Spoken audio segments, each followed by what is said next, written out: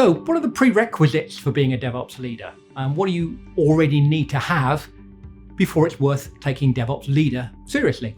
Well, pretty much of a clue. It's DevOps leader. So you need to have some knowledge of DevOps.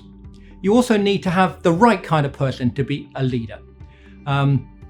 This isn't about DevOps skills. This isn't about technical knowledge. And it's important that you have the ability to set that deep technical knowledge aside, because what you're trying to do is to trust people. So those with leadership abilities, leadership interest, are well equipped to it.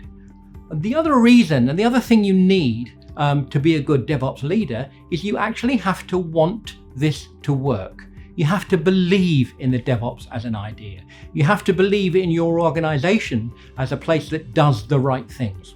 Without that inherent belief that this is the right thing to do, you will not do it well. So you do need the basic knowledge, you do need to understand DevOps, you do need to have the attitudes for a leader, but you need to want this to work.